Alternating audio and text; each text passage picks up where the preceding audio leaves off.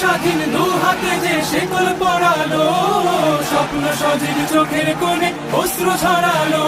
সেই অত্যাচারীর বুকের চাতাল ভেঙে দেনে হিংস্র মাতা দীপ্ত চরণ ঘাই। আয় আয় তারুণ্য আয়, আয় তারুণ্য আয়, আয় আয় তারুণ্য আয়। আয় বজ্র কঠোর আওয়াজ তুলি পাহাড় চাপিয়ে, হাল জামানার ফেরাউনের প্রাসাদ কাঁপিয়ে।